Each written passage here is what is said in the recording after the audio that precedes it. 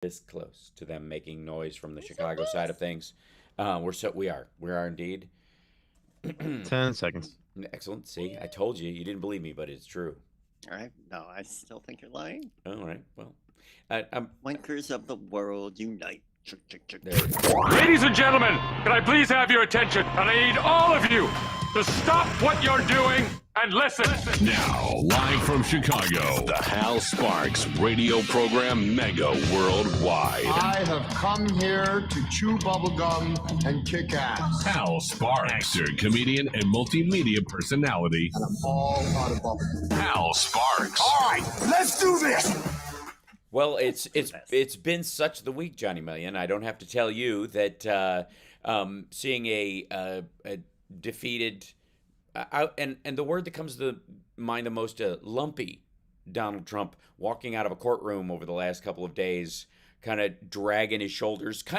It was reminiscent of that shot of on a I think it was election night or maybe the following Saturday where his tie was open, or his last rallies right before where he's walking off of Air Force Two off the.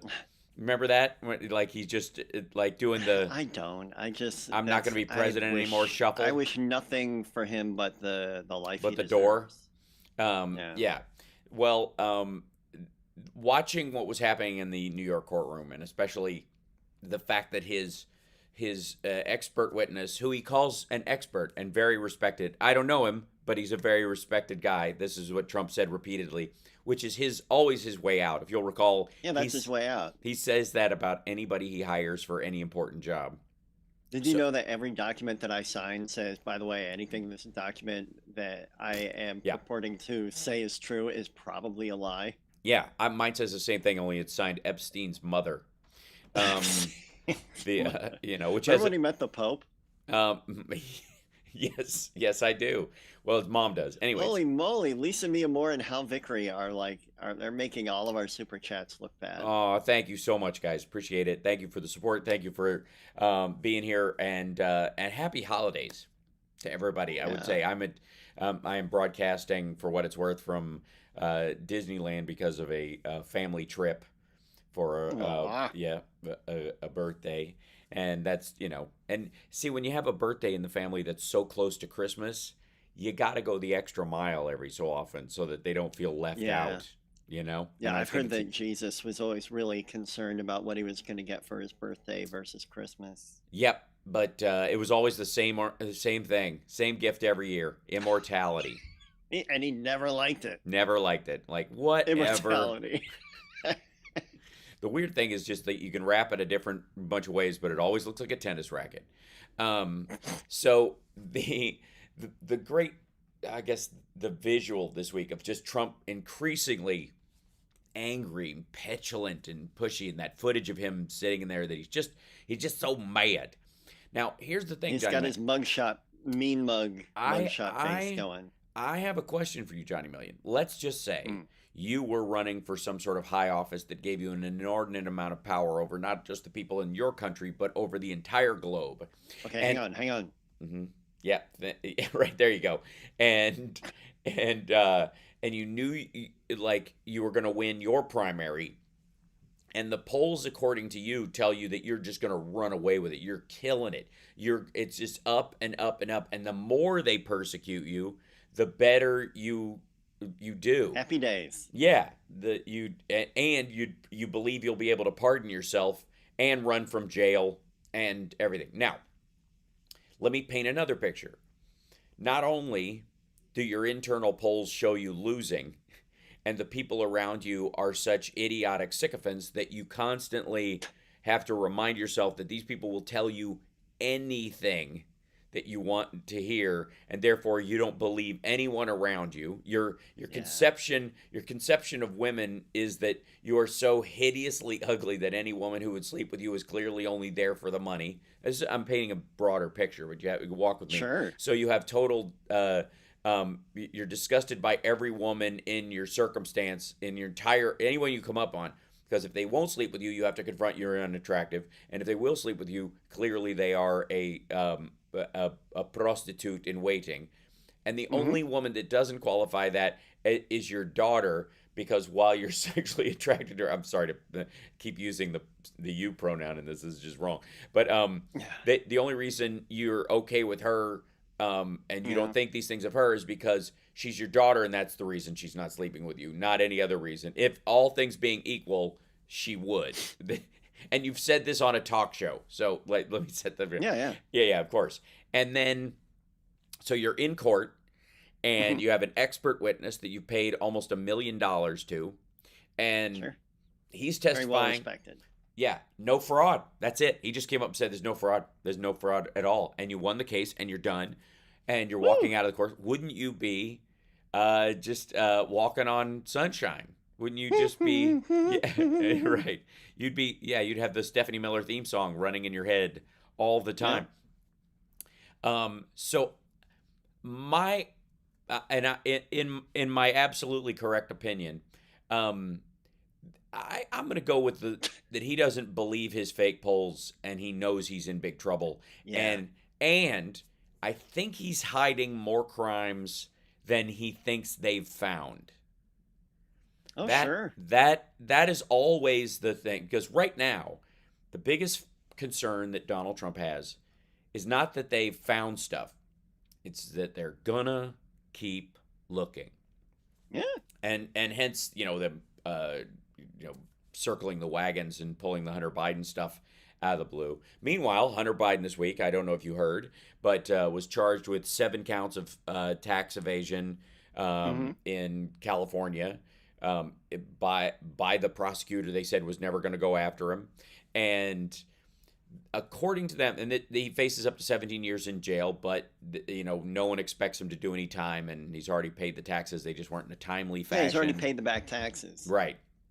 And a lot of it's but the question is, the right wing thinks this is a strategy by the White House and their own DOJ to keep him from being able to testify to Congress because of an ongoing investigation.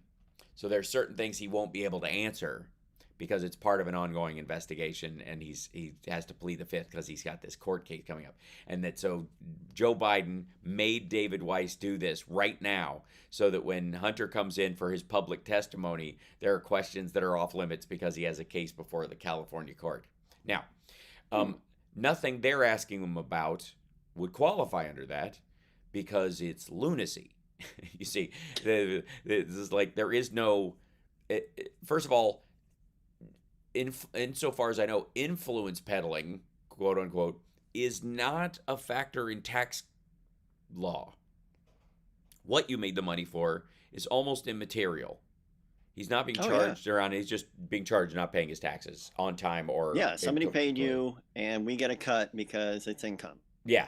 That's it. They don't care what you were doing for that money. They don't, even I guess the exchange of those details don't matter to the tax man in that regard. So, okay. There's obviously a lot of the stuff about his addictive behavior during that time. Not surprising at all. But they do think it's a plot. And we'll see how that carries out. It's making them very angry that he's finally been charged because I think that messes with their whole weaponization of the DOJ thing. If Hunter is charged as, and he's the president's son and he's being treated worse, it really takes the wind out of that sail. Yeah, it does. And I think that's also the thing that's making them mad, because here you can't really hold a weaponization of the federal government thing when the president's son is actually being charged in a federal court. Yeah, and California. As far as crazies go, you've got Vivek in the debate, just like pulling up his Q index card and reading everything up. He's like, if I say these loud enough, maybe all the Q people will vote for me. Well, he's not wrong, and ultimately there's an alignment. Trump went on Truth Social, on Truth Social, or whatever it's called, and the soon-to-be defunct In Over Its Head. And thank you for the level 1 hype train on Twitch, by the way. We're streaming live at twitch.tv/HalSparks. That's lovely.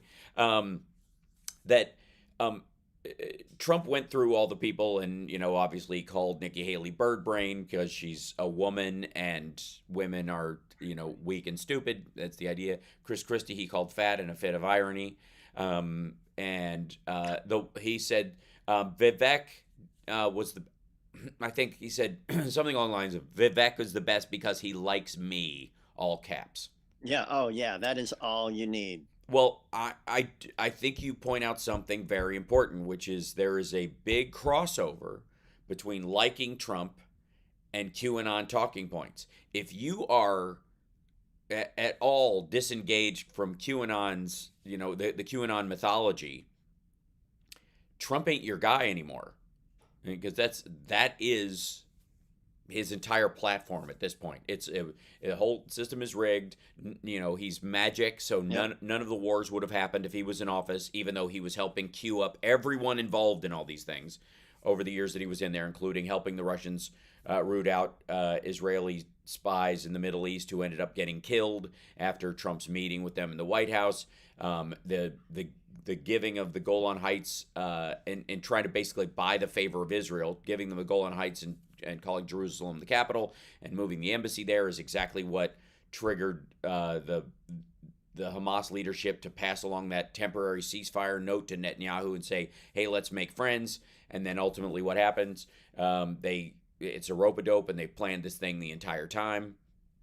Basically looking like they got the go-ahead from Vladimir Putin, as if, we're going to find out at some point that Lavrov and these idiots from Russia that were in the White House were like, why don't they just move the Israeli embassy? Everyone will love you for this. Knowing full well that it would trigger, this cascading effect of war and violence after the fact. And then Trump thinking because it didn't happen immediately that they actually strategized and planned something that it didn't happen at all and would have never happened. That said, after we come back, there's too much good news. That's the hard part. It's very, and it's I have to tell you some of the economic news from this week because it's hilarious. Oh yes. It's hilarious. We'll be back right after this. Like, subscribe, give a thumbs up, support the show. Infotainmentwars.com. We're getting very close to 60K. Come on, you can do it. We can get over that hump. I know we can do it. We'll be back right after this. Heat pants, no. Let's see.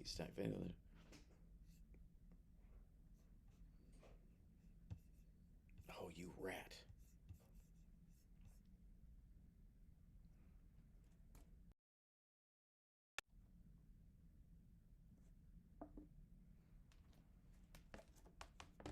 I don't know why, but I'm using.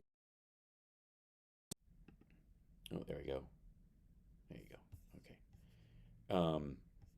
iPad has a second screen, and it, for whatever reason, it just doesn't like the Wi-Fi here or something, or it keeps trying to reconnect to the Wi-Fi here or something. Mm-hmm. So even though I have it plugged into my computer to use as a sidecar, it just freezes every so often just to be a jerk. It's very aggravating. Okay. What was that? That was a yawn. I got up early and worked out and did things, and now I'm fading. Yeah, it's okay. Perfect timing. Yep, just in time for the show. I'm very caffeinated, but I can yawn on caffeine. Mm-hmm. I don't get it. Like I can be wide awake and still be yawning. It means. Who are you looking at? Summer. Hopefully nobody you love. Oh yeah. Hey Summer. Oh yeah. Johnny says, "Hey Summer." Hi. Tell her that Mitch Trubisky says hello. Oh, that's just mean. He says Mitch Trubisky says hello. Oh. You don't want him in Chicago? Yeah. She's giving me the signal that the next time I see you, I gotta. Mama said knock you out. I just am so happy Mitch really that said hello, you say it to your next door neighbor. Ouch.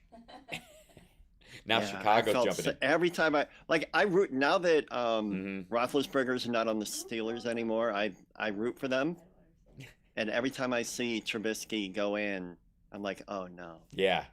Oh no. We're like, who throws on a bomb on third down with 3 yards? With his arm. Yeah. With his arm. To the other team. Yeah. 10 seconds. Oh, brutal. Just brutal.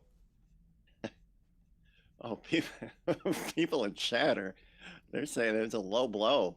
Yeah, it was. All right. I want to do Welcome that. back to the line. Hal Sparks radio Let's cross program, lines. Mega Worldwide. That's what happens during the breaks, ladies and gentlemen. While the commercials are playing, Johnny Million is crossing some lines. He's crossing some lines with Hal's woman. That's right. Making throwing down football references in like just ice cold. Yeah. So I presume you saw the jobs report yesterday and the ensuing panic that came with it, which I have to say was glorious and hilarious. That even going so far as a fellow on Newsmax saying that the reason there's an increase in jobs, wait for it, Johnny Million, is because there's so many illegal immigrants that they're working and neat. And people are getting jobs taking care of them. So there's a sub-industry, like they're hiring a bunch of doctors, nurses, orderlies, what have you, for healthcare for illegal immigrants and stuff, which I had no idea that illegal immigration was another version of striking oil. It seems to be a growth industry. It's profitable. Right. There's a bunch of maybe we're going to get a bunch of businesses that are in the illegal immigration industry. And if they're showing up on the jobs report, like that's a lot of that information comes from like ADP, right? Like payroll companies. Yeah. And I work for a payroll company, and you've got to have real social security numbers to get paid through a payroll company. Yes, you do. That's right. That's how they. Because I spend a lot of my time going, I got this report back saying the name doesn't match the social. What do I do? Yep. And I say, you need to go talk to that employee. Right. But because if you're lucky, he's here illegally. If you're not, he's a serial killer. Who's been a fugitive for 30 years. He took the identity of like a dead toddler from 1982. Yeah, exactly. So overall, though, 199,000 jobs added. I don't bring up dead toddlers nearly enough on this show. No, you don't. That's right. 199,000 jobs added in the month of November, a full like 15,000 more than they thought would be added. And they also, for some odd reason, didn't factor in the return of auto workers, I suppose, which it seems a bit odd that they would, that would be one of the things you would expect, especially in the time. But I guess, technically speaking, that strike could have continued on to the end of the year, but But once Joe Biden stands on the picket line, I guess things wrap up fairly quickly. If he'd have done it on the SAG picket line, it might have wrapped up before August. But that said, 199,000 is nothing to sneeze at, and it is a sign of resilience in the economy that somehow, some way, they just, like, Wall Street can't shake. They're doing, they are at the soft, remember, let's just go back. Let's take a step in the Wayback Machine for a moment and remember all the talk about not only is a recession coming that's basically a Great Depression, but it's going to happen as soon as Biden gets in office, immediately, according to Donald Trump, like within days. He was even saying as soon as he gets in office, you're going to have a major crash of the economy. You got, yeah. So far, no good. And then what was the other one? That we were already in a recession because by all measures we're in a recession. And then we're not in a recession, but only because the Fed is flooding money into the system, which they're not doing because they've been raising interest rates, which is the exact opposite of flooding money into the system. And so where does that bring us? What is to FUI, I think, is essentially the situation Republicans find themselves in. And it doesn't look like we're at 3.7% unemployment, which, according to that fellow from Newsmax, if my math is correct, and they're counting illegal immigrants in job employment, that means they're also counting them in unemployment, I guess, which means that half of the unemployed in this country don't even have the right to have a job in the first place. So that means what? American unemployment is 1.5%? Like some insane number by their measure, of course. Meanwhile, the folks over at Bloomberg and Market Watch and all those wonderful people who usually follow the stock market and seem to think they have been writing a lot of articles lately about market timing not going the way it's supposed to be going, because these idiots won't solve for X and X being COVID in their mathematical equations about how businesses are doing, what kind of profits they're going to make, what kind of people they're hiring, how many employees they have access to, what it looks like when you give people a decent wage because you have to, and that money gets spent. And this old concept, and it's, I talked about this yesterday on the live stream, but I have a feeling that our ideas about inflation, except in a couple of areas, are antiquated, because the fear used to be that if you had a worker that made $5 a day and everything they needed, their fuel, their house, their the food they ate and the clothing they wore, the things, their necessities, let's say cost $1 a piece a day, and they have $1 left over. Everybody else, the food man, the apartment, the landlord, the clothing salesman, and the fuel guy were all looking for the biggest slice of that extra dollar they could possibly get without driving, and personally, that person didn't have that person we're talking about didn't really have an option. They had to have these things, and they didn't have multiple sources for these things for a good long while. And so when you tracked inflation, it was really about like how much you could tick up. Everybody could do this before you push the wages up to $6. Before people, who employ people so that they could meet their needs, had to give them an extra dollar, or they would quit or move. They would leave the country, or they would just, what have you. Welfare notwithstanding, and that becoming a thing strictly as a government backstop to that exact kind of singular, single-sourced needs, as it were, in the marketplace back then. Now, there are so many places to spend your money and so much stuff to spend it on, that if the one company that you like your crackers from drives up the price of their crackers, you'll buy somebody else's crackers. And there are so many choices, it's borderline absurd. It's not even in the realm of that. And one person, one business, one single entity could simply shave a nickel off of their profits, undercut everyone else, and sell more crackers than anybody else. In the non, let's assuming you don't live on crackers, it's the only thing you can eat. Like all Johnny. I hear is that's a good cracker. That's a good cracker. Is that a Ritz?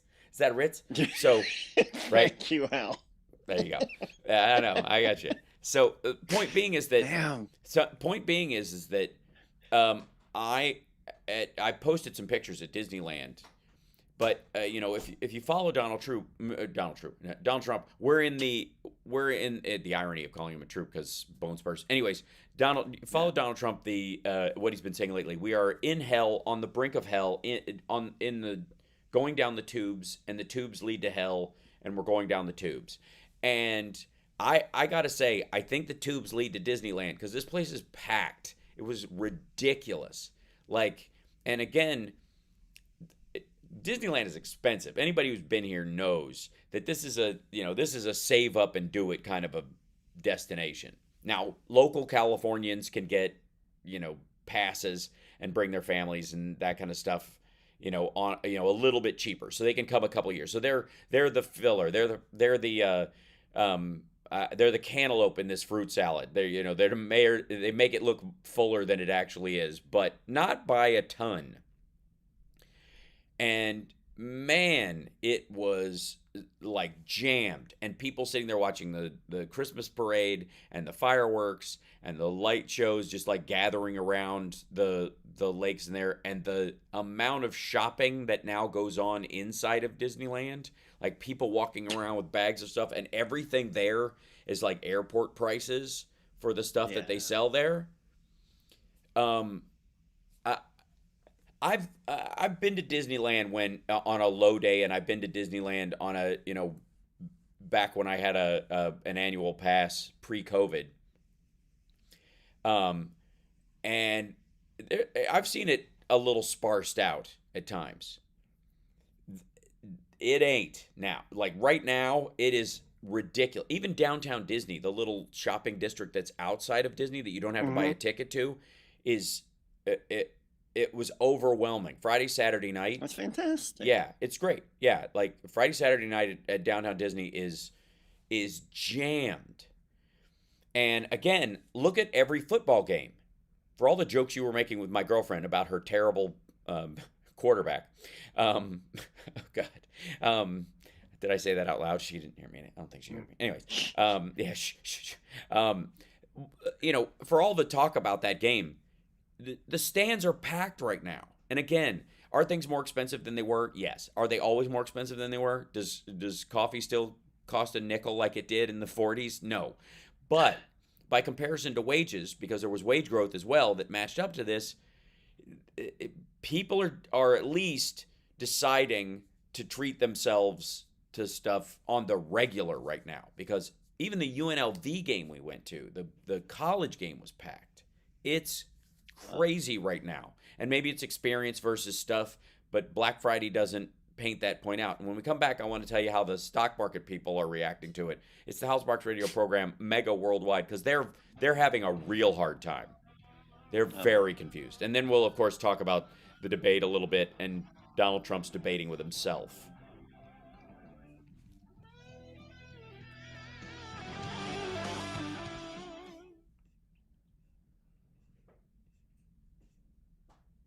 Yes. It's annoying me that I can't. Everything's freezing. Yeah, well, no, that I can't. It doesn't see it as a second thing, so I can't put my articles on the screen for some reason. It's just being stupid. Look, as long as they can hear us and see us, chat room, we good? Can you hear us and video is okay? It's not choppy. They're quick to complain, and yes, they are. They're not complaining. All right, I did a reset of everything, and I did one of those optimizer things that's in the software to see what level it should be running at for the internet that I'm on. And yeah. Also, at the end of the show, I have to pack up and get out early because our checkout time is literally 11. It's like right when the show ends. Oh yeah, Mickey's going to be at the door going, "Get out, beat it, take it on the heel and toe." Excellent. Thank you, CSL.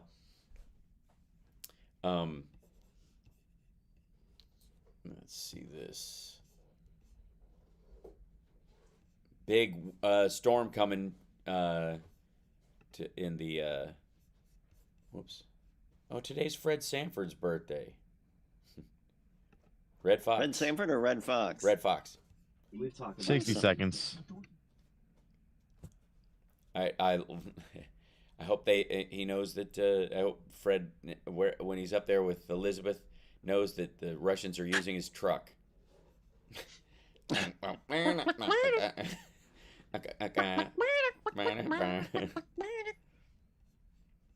Oh my God, we went to what was the Mickey's Toontown? Yeah, yes, the new Toontown is Mickey's Toontown, so it's based around Mickey Minnie. It's really aimed at little kids.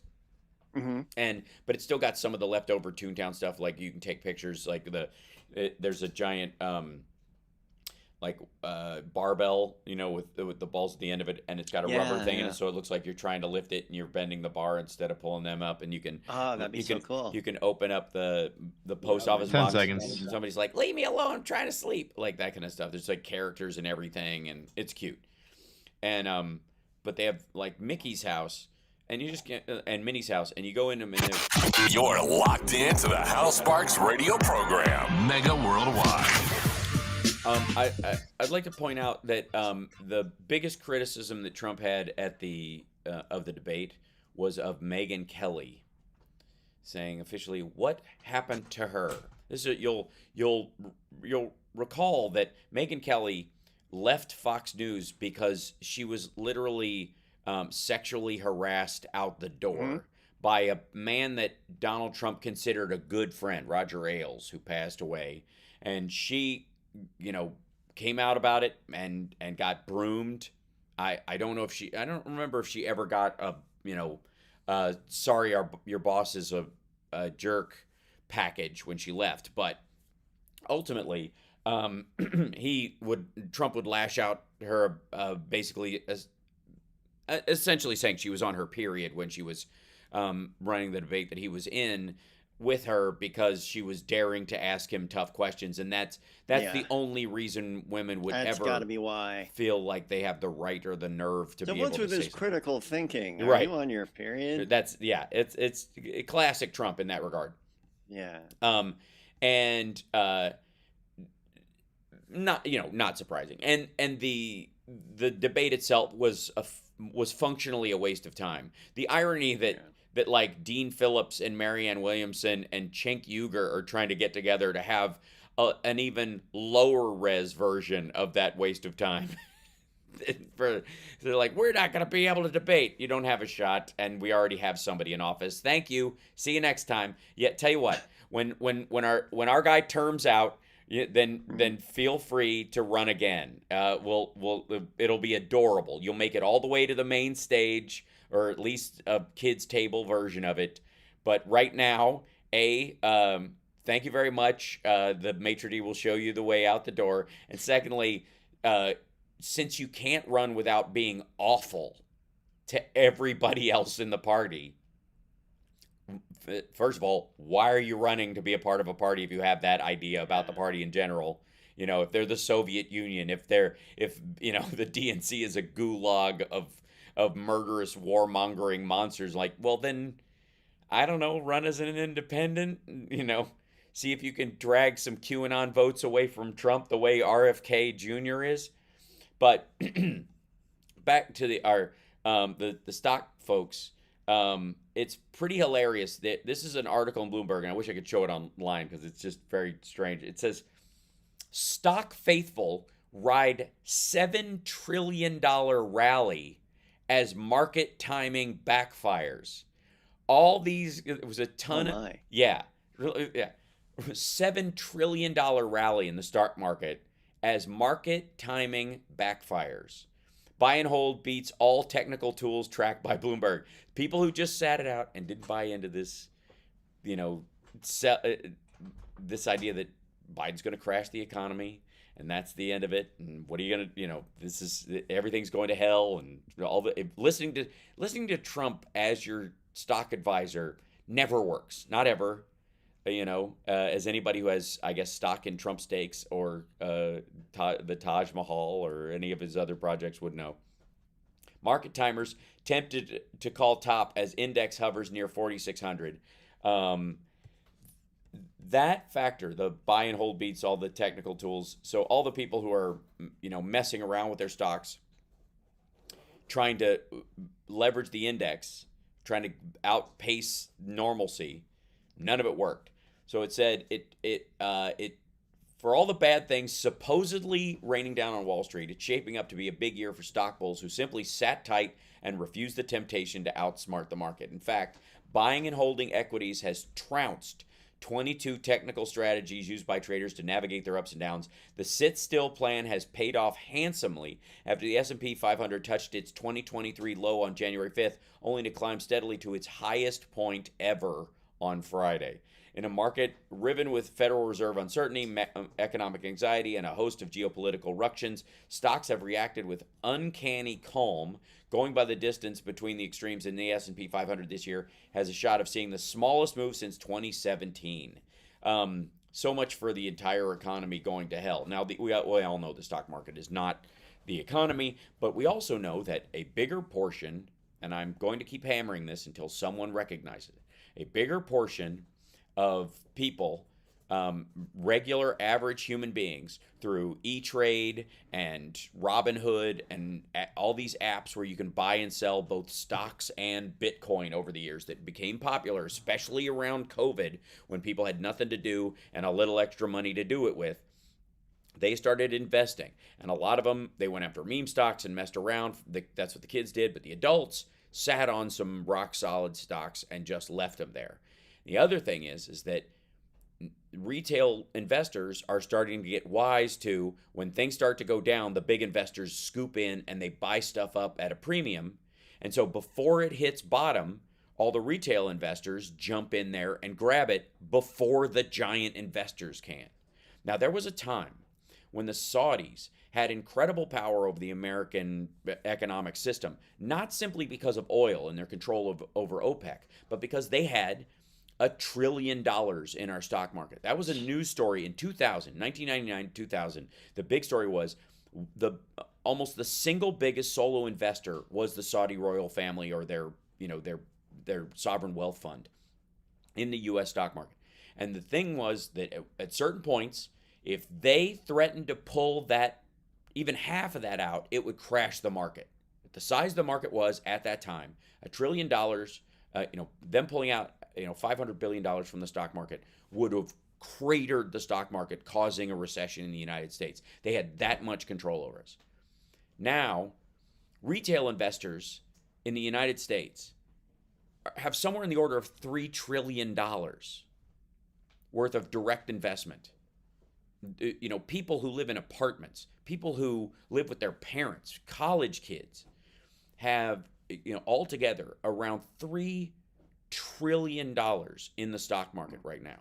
And that is one of the singular reasons why, if you go look at how wealth has grown for the bottom 90% and even the bottom 30%, that's where it has come from. That their actual net worth has actually grown from that point. And I'm sure I could say actually a couple more times. But the big industrial investors can't handle it. They don't know how to react. And they don't believe, in many ways, like COVID's impact. They seem to be writing that off. They're also writing off the impact of retail investors. And most of what people know about is the meme stocks. GameStop and AMC, the movie theater company, both of them were quote-unquote meme stocks in 2021, where big investors went, there's nobody going back to the movies anymore, and GameStop is dead because people buy their games online. Nobody's buying a physical copy of a game, and GameStop's going to go away. And so these big investors decided to do put options on, or do puts on these two stocks to basically kill them intentionally. It was a financial assassination of both of these. And in rode all these E-Trade and Robinhood kids because they like GameStop and they don't want GameStop to go. And so what they did was they invested in it like old school investors. It was the closest thing to everybody showing up to save Jimmy Stewart in the end of It's a Wonderful Life. Yeah. It's so much closer to that actual reaction because they were open about it. They were like, I don't care if it makes money. I just don't want you to kill it. I like going to GameStop. I like that it's there. I like seeing the system. I like having a store just for gamers. Even if it's just action figures and posters at some point, that'll be enough for me. I don't care. The stock is so cheap, I'll just sit on it for a while. And they did. And it murdered a bunch of people in the stock market. These guys who put did these puts lost their shirt. They lost billions of dollars because they were leveraging this stuff. Yeah, it was amazing. AMC was the same thing. Nobody's going to movie theaters. It's the biggest movie theater chain. It's going to be hurt the most. And so we're going to kill it. Now, AMC has made a comeback, but it would have never made that comeback without retail investors, without the average person voting with their dollar via this ability. And it is a bigger factor in the stock market now than the Saudis could ever hope to have. And I want you to recognize that in the last 3 years, the Saudi royal family lost a lever that they would use to control elements of our government, put the fear of crash in our government. It's gone. It's that lever has vanished. Could they trigger a buy-sell option really quickly? If they took all their money out in one day, there would be this big red lights would go off everywhere that, oh my God, there's a sell going on. And then in about 3 hours, everybody would recognize what the sell was. It's the Saudis pulling their money out. And everybody would jump in to get the stuff they were selling. Yeah. Because they know it's going to go up. That's it. Everybody would buy it while it was down. There would be a huge rush, and the stocks themselves would probably be up within 48 hours. Because the available impact, the available power of the democratization in many ways of the stock market is a huge factor. And right now, If you read Bloomberg and all these guys, when you hear all this stuff about market timing and why market timing isn't working and how market timing is off and how these big sellers and big traders can't figure out market timing, it's because there is none. You can't time masses of people who are onto the game of the rotating day trade style of investment that you do, which isn't about investing. It's about shaving profit off the top of stocks. Everybody else is cool. Like if you like I like Apple. I have Apple stock. I bought some a little while ago and I just sit on it because whatever. Maybe one day I'll sell it or I'll pass it to my kid or something like that. But I'm in no hurry. And I'm certainly not like, if I buy it right now and then I'll sell it this afternoon and then I'll buy it again. I'll make a nickel every time it exchanges. Which brings me to how the United States could handle a good portion of its debt. Ladies and gentlemen, I would like to present to you once again my single solution for how to deal with the volatility of the stock market and the tax base, and that would be a 5-cent tax, solid tax, on every buying and selling of every stock certificate over $10. Every stock that's over $10, 5 cents, to or back and forth. That's it. On the one hand, it would stop people from buying it on the 5-cent margin all the time, causing all this like ridiculous mechanical computerized volatility. And on the other hand, there are so many exchanges like that every single day. It would add up to money that was sort of equivalent to the kind of money that Richard Pryor's talking about in Superman 4. Where he was talking about shaving off half a penny off of everything, and they end up someplace, and if you just got all of them, it's billions of dollars. Right. That is, you could have that kind of an impact. We got to take a break. We'll be back right after this. It's the House Sparks Radio program, Mega Worldwide. You know what would really mess with the stock people? If you gave your kid stock in something for the holidays. Just to sit on. We'll be back.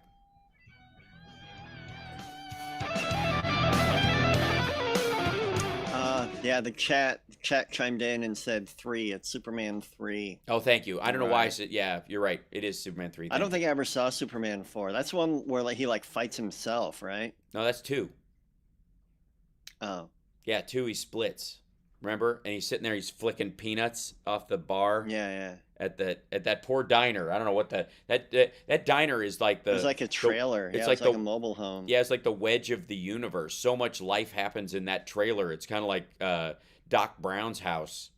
Like the universe what was pivots. Superman 4 then? Did it have to do with magic?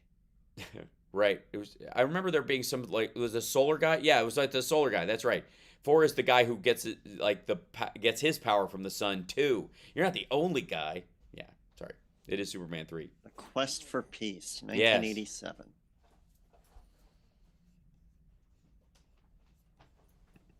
Yes. And you can, by the way, you can tie that directly to. Are they up and around, babe? They out. Oh my. Film was voted number 40 on the list of 50 worst movies ever. Yeah, but, it had Christopher Reeves in it, and he's just a wonderful human. Nominated for 2 Golden Raspberries, Worst Supporting Actress for Mariel Hemingway. Ouch.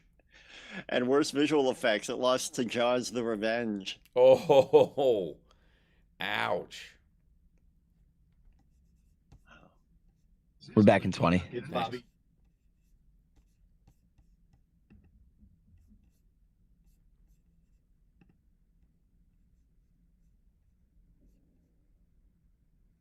Okay, we're coming back. Give us a second. By the way, hit that like, guys. It helps us in the algorithm and bounces it up to let people know that we're online right now and we're live. Welcome back to the House Sparks Radio program, Mega Worldwide.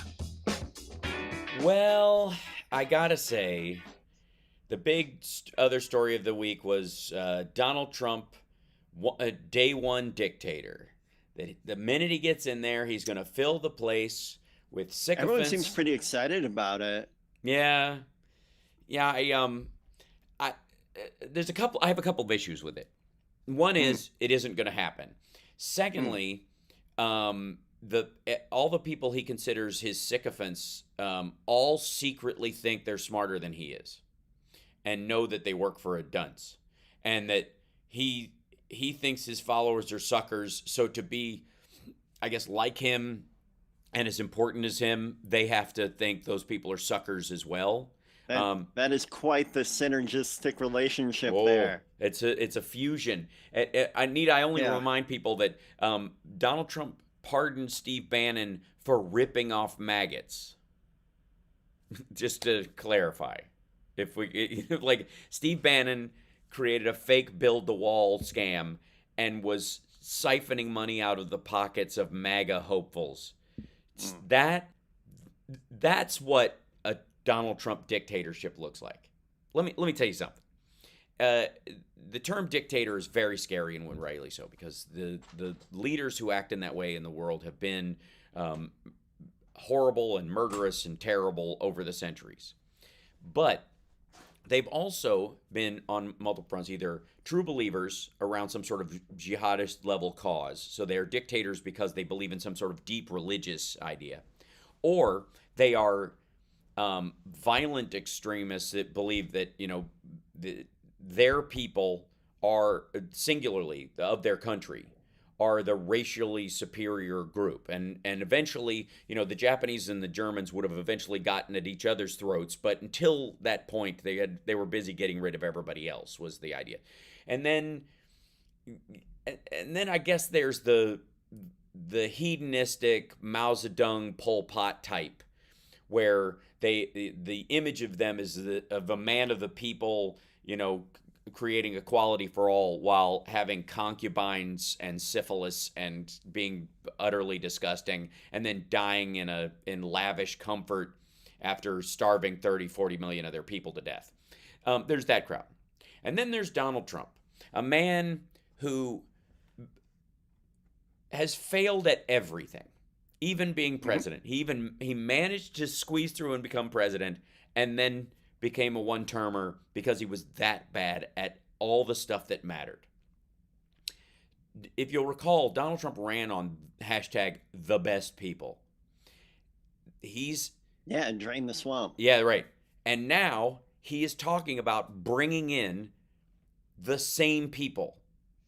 Like the same type of people, just a different batch, but like he brought in Gorka, then he's going to bring him in again. Mike Flynn, he wants to bring him in again. Like these, and all of these folks, let me tell you, to a man, and I do mean to a man, because that's one of the things that'll be the He-Man Woman Haters Club.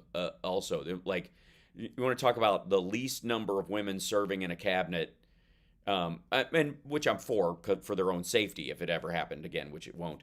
But it will work out worse than it did last time, even if he was capable of doing it. I'm here to tell you, they will turn on him. They will have been Democrats the whole time. They'll sell him out. They'll each one of them will start dividing up military funding amongst themselves and siphoning off and ending up like just basically taking a page out of Putin's oligarch playbook. That's what's going to happen. It is what's going to happen. It's not going to happen. But if it did, that's exactly what happened, which is why I don't fear it ultimately, because it would collapse under the weight of its own idiocy. Now, while Donald Trump and his ilk are saying the world is collapsing, whatever, Mike Johnson, who was their savior in the House, now has, by our count, I think, a 1-vote majority. By the end of the year, Republicans will have a 1-vote majority in the House. They will have lost 3 congresspeople, cutting their 4-vote majority to 1 vote. So I'm guessing the more extreme aspects of their agenda are not going to get through over the course of the next year, if any at all. And I think Mike Johnson is recognizing that if he actually wants to have his name on a bill that ever passed, he's going to have to either get a bunch of Democratic votes or create some sort of farcical bill that everybody agrees on, which will never happen when you have a Marjorie Taylor Greene in your caucus. So they have already worked out this continuing resolution, this ongoing thing. I'm sorry to keep you awake, Johnny Million. It's a tough standard. I told you I can be caffeinated and yawn at the same time. I know, it's true. I understand. And Mike Johnson, I have to say, it makes his existence makes people yawn. I have to say. That is his superpower, I think. Yawn man.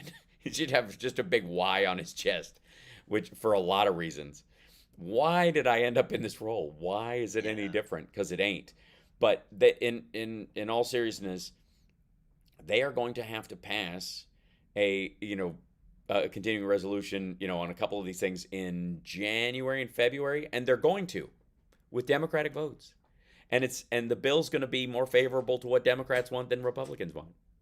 That's how it's going to work. I'm not it's not even a question, because they don't have enough of a majority, and they have too many lunatics. Here's the thing: if we were in Tip O'Neill level politics back in the day, if this was, if they had a 1-vote majority, in the early 90s, even the mid 90s, I got to say, it would be their bill that came to the floor. It would be their bill that would be voted on. There would be some negotiations, certainly, but it would not favor Democrats in any way.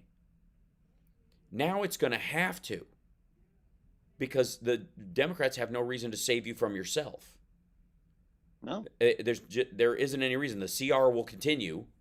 This is now about, because the next full budgetary vote doesn't happen until this time next year. So these things are about these appropriations bills. If they want to pass these actual, singular bills, the 2-stage bills that they have, which they got screwed on as well, Democrats can kind of just not go along with it unless they get something that's of value. So, and again, this is, Marjorie Taylor Greene said this week, she's like, I hope nobody dies meaning on her side, obviously.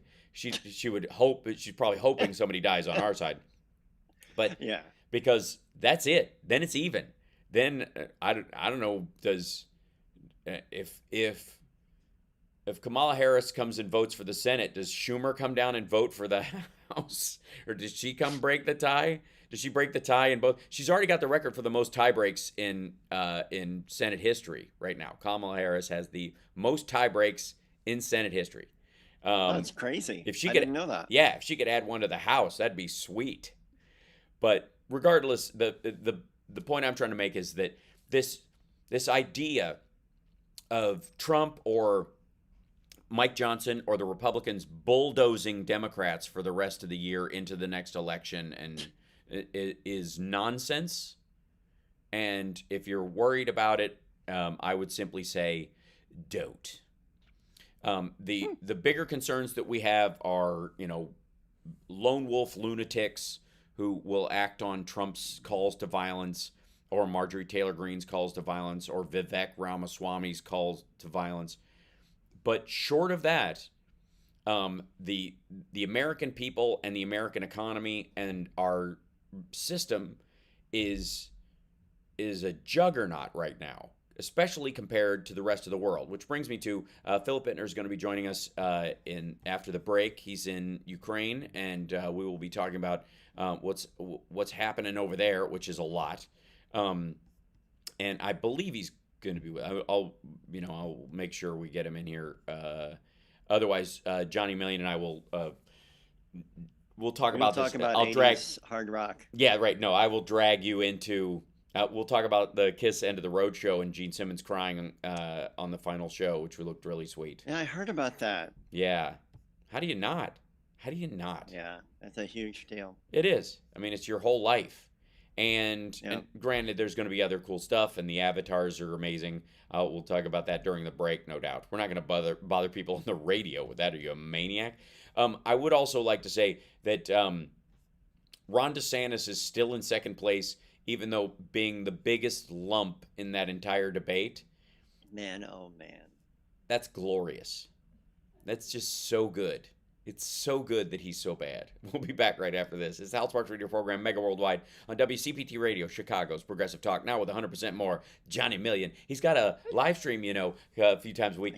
Yeah, YouTube and Twitch. It's Johnny Million will be back.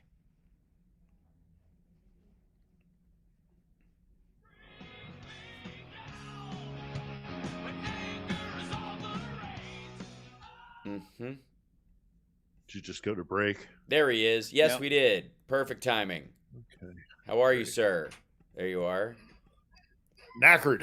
Knackered. Getting I ready. like Getting ready to I have a train to catch in about Ooh. 7 hours. So, Uh, hi, Summer. yeah, Sneaking around back there. she is. She's walking around the background because it's we're at a hotel, so we're having to. Are you still at Disney? Yes. Oh, We good are. stuff. Yeah, we've got to pack up and like run out the door right when my show's finished because that's when our checkout time is. And they're serious I about have it. to finish. Yeah, I have to finish. Oh, the Disney people? Are you kidding me? I bet they are. yeah. Yeah, no, I got to pack like 1 or 2 more things and Mm-hmm. put them by the door. So, because I'm literally gonna get maybe 4 or 5 hours sleep, Right. and then it's up into the train and to the train to the border, from the border to a little border town, and then on a bus or a train to Warsaw, and then on a overnight in Warsaw Wow. to New York. It's Yeah. Yeah. And New York during Christmas, as lovely as it can also be a freaking nightmare. Oh well, yeah, but I mean it's still great. Come on. But it's still New York and at Christmas. I'll go to Rock Center and see the tree. Yeah, and meet Sally and all that stuff. Right. Yeah. It'd be fun. No, I like the oyster bar at Rock Center. Oh yeah. Yes, as you do. Well, that's all right. That's the next round. Then we have to have oysters. Have you ever been to the I've not been to burger that one. joint? The burger joint inside the it's a hoity-toity hotel. Probably not then. It's on like 57th or 58th. It's this really, it's a 5-star hotel, but it's got this massive velvet curtain in the lobby, and you go behind the curtain, and it's a greasy spoon. Oh wow. It's a burger joint. Oh, that's amazing. In like a 5-star. It's fantastic. It's at the Parker Meridian. The Parker Meridian. Gotcha. Okay. At like just off of Central Park. So the giant curtain keeps the burger And smell they out have of the lobby. and they have massive ventilation. Right. They must do. Yeah. Because here are all these guys sitting there sipping their martinis in the lobby, with the bellboys and all the rest of it dressed in their finery. Right. And then you go behind this velvet curtain, and there's like, they're cooking up burgers, and people are doing graffiti on the walls. It's great. Right. It's great. Great city, New York. I love it. Agreed. But in winter, sometimes it can be a bit much. Yeah, but I mean, again, I'm as a Chicagoan. Johnny knows. True. Like true. It's true. the No, I got the you. cold No, air. Nope. Yeah, dips Enough said. down through us. Yeah, there's no comparison. Dude, I remember comparison. Johnny and I think Tom was with us. We drove down to go to Ed DeBevick's downtown, and it was after a snowstorm, and we were the first and only people driving down there afterwards, and it looked like an apocalypse. It was just white, like perfect flat snow on all the streets. Were you in the car when Mike he was driving his Mike S was driving his what did he have? Like a Corvette or something. He had this amazing and it was super snowy, and we were on like Hap Road just south of Dominic's, and we hit a guy. No, we were going like 4 miles an hour, and this dude was walking, and he couldn't hear us because the snow made everything quiet. Quiet, right? And we couldn't stop. We were like slow motion sliding, and we just scooped that guy up onto the hood of our car. No. He was really mad. You'd think. That's funny. He was really upset with us. We thought it was hilarious. Hey, Corvettes. We're a bunch of 16-year-olds. At least Corvettes have sloped front ends. You know what I mean? It could have been a truck, F-150. A Buick. Yeah. I was with Jeff Kay, when he was crossing the street and he thought he could run across. We were going to Irving's Red Hots or whatever down from his house, and he ran out in front of a car and got hit and bounced into the intersection. And I ran out into the street and scooped his dumb ass up and carried him across the street in my arms like it was Saving Private Ryan. I didn't know Jeff got hit. That's amazing. Boy, he got creamed. He was lucky. Because the car was relatively small, so hood, and then the guy stopped and just chucked him into the street. You know how you just slide off the hood? Yeah. Yeah. That's what we did to that other poor guy. Yeah, I'm sure. Hey. Terrible. Driving in winter, in like heavy weather winter. Oof. Mm-hmm. No fun. All right, we'll be back in a second. All right.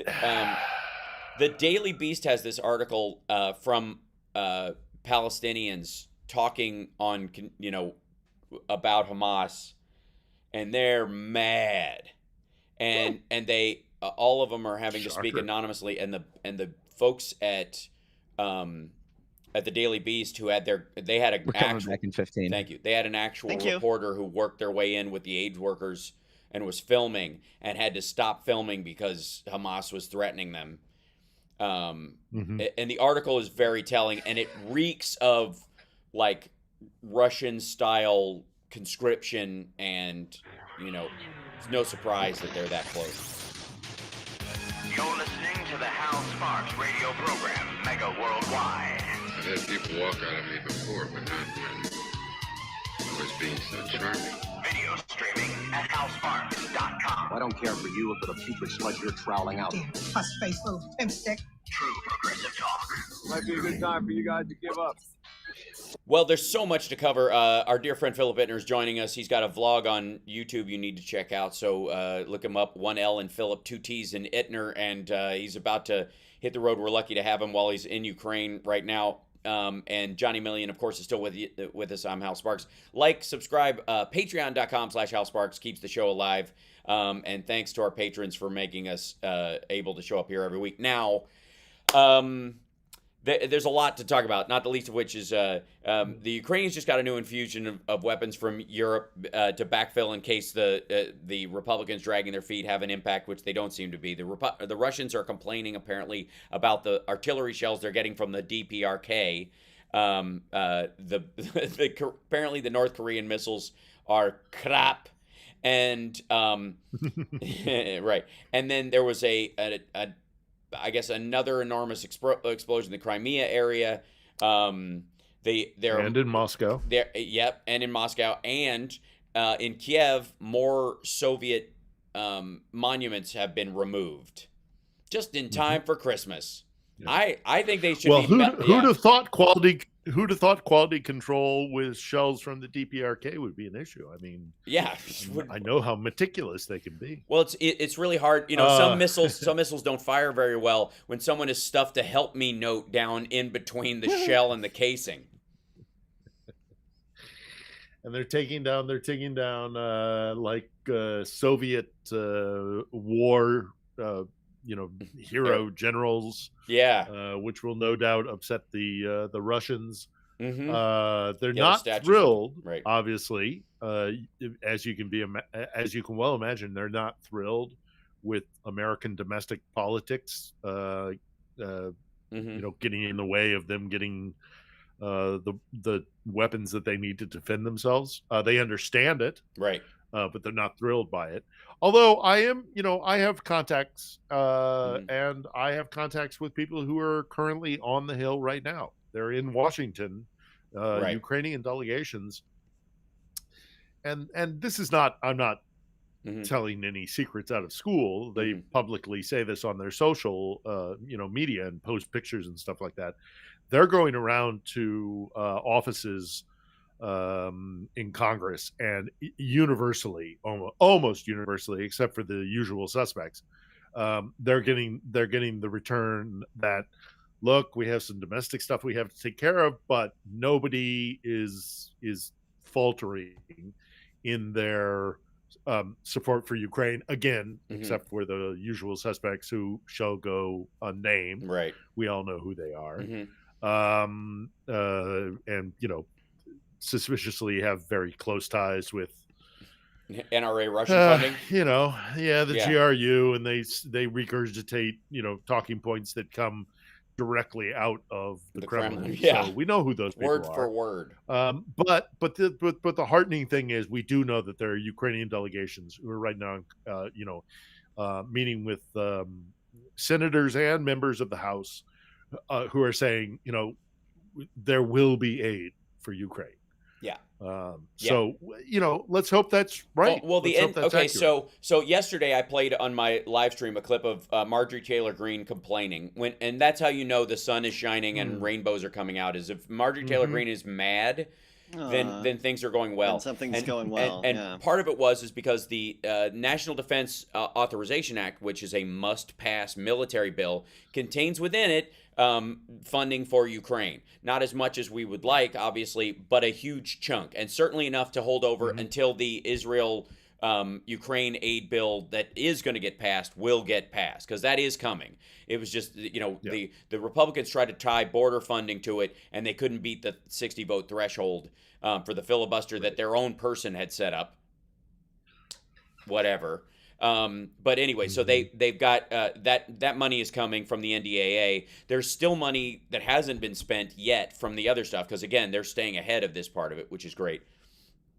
And the other side of it, on the flip side, of the other end of the equation, which is what is happening here in Ukraine. I had lunch with a how shall I say? I had lunch with a member of the Ukrainian military. That's as big. It's not to be like, it's not a big secret. It just I don't feel comfortable saying who this guy was because he didn't say I could. So and it's just a guy who's in the know. And he said to me, there may be some losses coming in Avdiivka. They are concerned about losing some territory. And for those who don't know, Avdiivka is a town in the northeast sector of the offensive line on the other side of the river, kind of near a major city called Kharkiv. It is part of the Donbass, and the Russians have decided, much like they did with Bakhmut, that they're going to fixate on this place because it's a travel and a rail hub. But in that sector, and I still am very confused by this, in that sector, every town is a rail and transport hub. So, but the Russians seem to be fixated on that. And the guy that I had lunch with said, we may see some losses there. We've seen some gains there actually, but we don't think that the territory we've taken is something we can hold on to. But we're going to make them pay for every inch. Yeah, but what's more important is what he told me about what's happening down on the other side of the river near Kherson, on the left bank of Kherson. And this is what excites me the most and gets me, gives me relief and confidence that the war is going the right way for the Ukrainians. Is the foothold is holding, that they are on the other side of the river. So that massive territorial obstacle that they had to overcome, they have more or less overcome it, and they're not losing territory. They're slowly gaining territory, and they're consolidating their holds on the left side of the river. So it looks like, again, it looks very much like the Ukrainians have it well within their capability to sever the land bridge between mainland Russia and the Crimean Peninsula, which is what so much of this war is about. And if they can do it, it will really freak the Russians out, and it might potentially be the beginning of the downfall of Vladimir Putin. Yeah, so two things. One is that the Avdiivka situation, it reminds me a lot of the conversation about Bakhmut, the back and forth about it. We may lose Bakhmut. They're trying to encircle it, all this kind of stuff, which sounds like a bait and waste strategy by the Ukrainians. They're never going to say it out loud. You never can. But the idea is like you try to draw them into a particular area by acting like you're fighting something big. You maybe even leak something that there's an important aspect of this area on your radio stuff that drives them towards doing this, that the rest of the world doesn't care about or doesn't factor in. And so you draw them and you go, this is, the important, the one ring to rule them all is kept in a box in this castle, and you draw everybody to that castle even though you know it's worthless. And then you're moving other stuff. That looks like what they did with Bakhmut, with the original push that got them back the top of Kherson. It looks exactly like they're doing the exact same thing with Avdiivka and the south. These are successful strategies, and it seems the Russians fall for it every single time. The other thing is, I don't know why. It's bizarre. I think it's just ego at this point. But the reports are from the front that I've seen is that the Ukrainians have a lot of tanks in the Avdiivka region, and the Russians are on foot. That largely you're seeing they're sending waves and waves of human beings across these fields into a meat grinder for some like they have a world, maybe the Z on the tanks in the beginning was like a World War Z reference, and that we're just going to flood, like all the zombies would just crawl all over each other to get to you, and you just eventually you couldn't get over how many men were coming at you. I'm beginning to think that's what the Z meant. That we're going to overwhelm them with human beings. They don't have as many human beings as we do. We got the Abrams tanks coming online. Right. They're out there fighting. We just haven't seen any footage. We've Right. seen stills of the Abrams. We haven't Yeah. seen them fighting yet. They're getting the F-16s. Those are going to be coming online probably, my bet would be mid to late January. Right. Maybe early February, but probably more likely mid-January. At least that's what I'm hoping. But I have personally been hearing from soldiers and from people who are connected with soldiers in terms of like logistics and aid and stuff. They love the Bradley. They love the Bradley, right. which is no surprise. Right. I've been in the back of a Bradley. I've been in combat in a Bradley in Iraq. I was in Fallujah. I was in Sadr City in the back of a Bradley, and it saved my life. They're incredible. They're way better than anything that the Russians and frankly, they're probably one of the best in NATO. They're tanks that can carry troops, as opposed to infantry fighting vehicles, that have a capacity closer to a tank. I mean, they're really, and they're tearing them up. Yep, they're tearing them up, and the Russians just can't seem to change their tactics. Right. I don't know what it is that's about what the I mean. Russian mentality. It looks like the exact same bait that happened with Bakhmut and Kherson.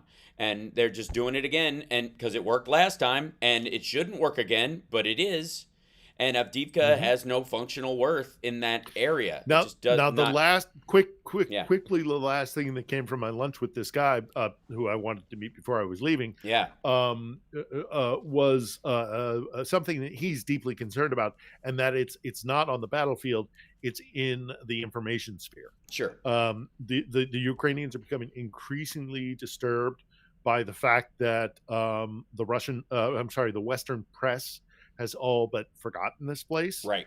That there are massive distractions going on, and not a lot of people are paying attention. That there are narratives being put out, in particular the narratives about interfighting within Ukraine, notably between the military and the civilian government. Yep. And the guy who I had spent my time with, and take into consideration he's a Ukrainian intelligence guy. Right. He was saying that's not true, and that the relations remain solid, but that they are concerned about an information war. Yeah, the vocal aspect of it. The other thing I think the Russians also have is that people aren't not paying attention to just the Ukraine side of things. They've dropped interest in the entire conflict, and since Russia, most of what it drives on is this: we're fighting Nazis and this is our own survival. Their narrative is dying, I think as well. And right now, it seems like, in the way that even the Marjorie Taylor Greens of the world are talking about it, that there's just kind of this, like, numb, knee-jerk use of the word Ukraine, and they're not even sure why they're mad that we're supporting it anymore, other than we should secure our own border, which sounds like they're just wanting to live in a gated community. So I do want to bring up, we got to take a break. So I want to bring up the story of Irina Yatsyuk. the 15-year-old girl that her body was returned from Belarus, who was lost in the beginning of the war. Just to, again, because you're so good at putting a personal take on it about how the people are reacting there. I think this is one of those stories that reminds everybody what this is all about. We'll be back right after this. It's the Hal Sparks radio program, Mega Worldwide on WCPT Radio, Chicago's Progressive Talk.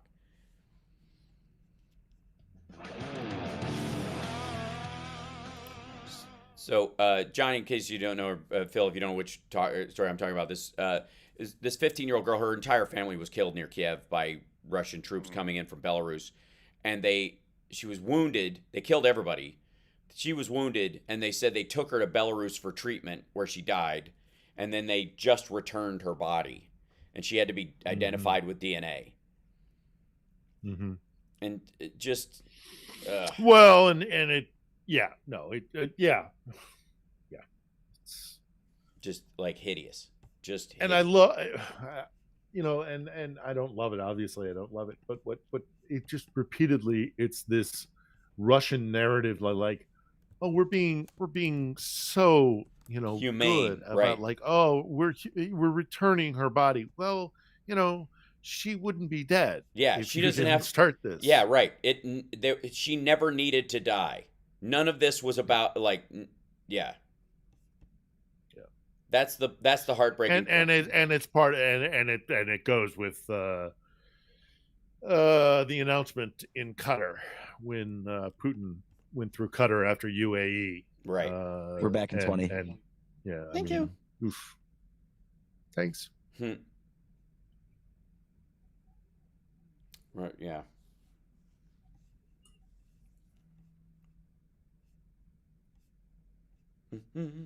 There, hold on.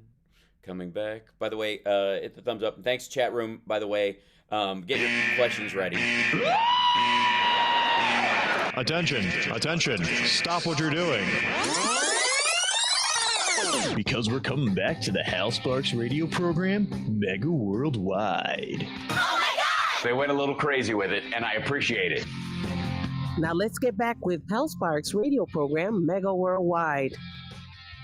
I have to say, one of the ongoing stories that I wish people would pay more attention to and were more aware of, and you've been really good at reminding everybody, is the story of the children that are abducted from from Ukraine by the Russians, being taught to hate their own kind, to be basically essentially becoming like demographic fodder for a fading country. We'll breed using these kids once they're grown up, and we'll teach them to hate where they came from, so they'll never go back.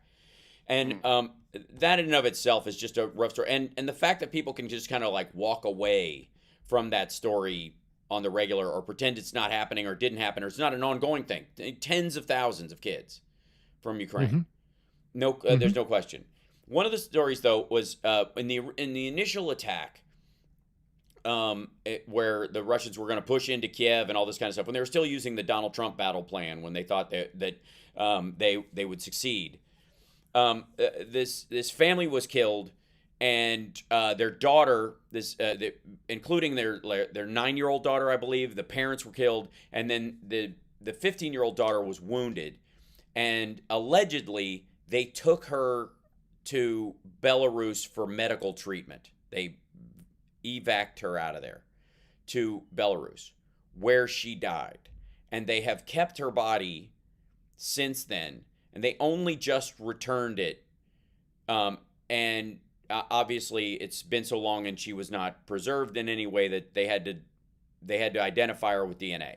15-year-old girl outside of Kiev, killed by Russians. Direct engagement, by the way. These people were shot. These people were fired upon. This is not a girl who was killed in a bombing. These are soldiers coming into the area, shooting her parents down and her 9-year-old sister, and her, and then I guess taking her away from there, and again assuming the best was that she was shot and died of her wounds, and that she wasn't abducted as a 15-year-old girl and taken someplace awful and assaulted, right? Just like heartbreaking terribleness. Yeah. And No, the tragedy of what's happening to the children of Ukraine, right, is one of the most disturbing aspects of this conflict. Yeah.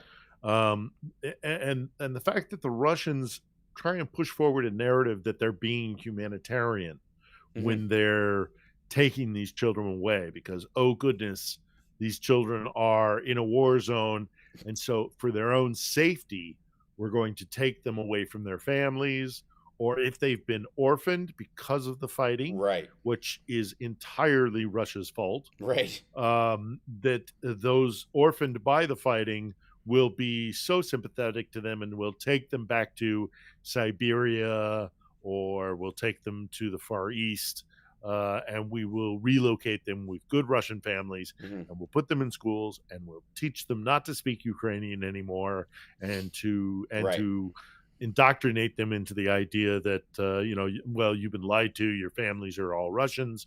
They don't care about you anymore. So you might as well become a Russian. Sing the Russian anthem. Forget about the Ukrainian language, the Ukrainian anthem. It's deeply cynical. This the body return from Odessa. That's terrible. I mean, there's this story now about Qatar in trying to make good with Putin, releasing 6 Ukrainian children, which is a drop in the bucket. Right. But again, plays into this Russian narrative. Now, again, this is part of the information war that we need to be aware of. Yeah. We need to really be aware of the fact that the Russians have clearly decided to ratchet up their information warfare. I mean, it's obvious to those of us who pay attention to Russian misinformation. So just whatever information you get out of Russia or about this conflict or about Ukraine or about West-East relations between the European Union and America over Ukraine, all these narratives, they're all going to come under attack. They're currently under attack because the Russians have decided they're going to get more bang for their buck by information warfare than they are by actually sending missiles. So they're going to try and divide people. They're going to try and divide the Western Alliance. They're going to try and divide Ukraine and the West, and all this kind of, and this children's narrative plays into it because Hal, I've been to. There are these things called Mariupol Citizen Center, and there are about 19 of these things dotted around Ukraine, and they're for the diaspora that's been pushed away, that fled the fighting in some of the worst fighting in the war in this coastal town called Mariupol, which is strategically important, again, for the land bridge. It was one of the Russians' primary targets when they came in, and a lot of those people have fled and dispersed around the country. Right. And every time I go to a new Ukrainian city, I try and go to a Mariupol Citizen Center. And I have been to so many of them where they tell me the stories of Russian squads going through Mariupol and saying, where are the orphanages? Where are the children's schools? Point us in the direction of, children's dormitories. They purposely came into Mariupol and asked the citizens, where are your children? I mean, I'm not talking like I met a group of 6 people in one of these Mariupol citizen centers that told me the story. I'm saying I run into a handful every time I go to a center who tell me the same story. Right. They sought out children. They purposely sought out children to take back to Russia to basically to conduct ethnic cleansing. And all of this will come out eventually. When there are investigations and when the war is in our rearview mirror. But it's the stories I hear about what the Russians have done when it comes to Ukrainian children are horrific. And they're not just horrific because they're blowing them up, and that's bad enough. Right. The killing, we see all these pictures, out of Gaza and stuff of children who have been killed. And that is a absolute 100% horror. It's terrible. Right. But there's in addition to the bodies of young children that have been dug out of Ukrainian buildings rubble, there's also this insidious thing that the Russians have been doing where they have come into this country and said, where are your kids? We're going to take them away from you. Yeah. And that's horrific. Yep. We got to take a break. When we come back, I have a couple of questions, and so does our chat room. You know, there's a huge fire in Makeyevka. Looks like an oil depot that the Ukrainians shot down an Su-24M bomber. So the air attacks from Russia have all but stopped. We'll be back right after this.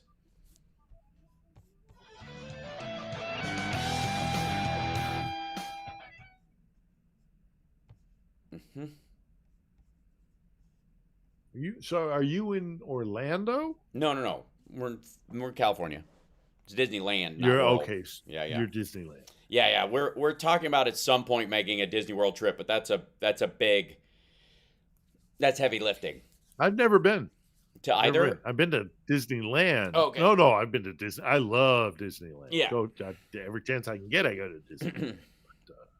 Yeah. I've never been to World. Yeah, I've been to both. My dad worked on Epcot Center as an architect.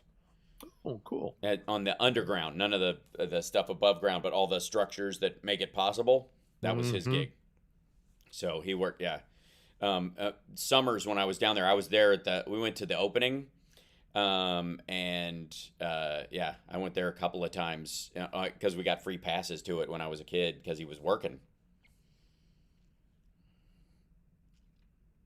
Yeah, the infrastructure behind those parks. Yeah, it's like so impressive. Crazy. Yeah. So impressive. Yeah.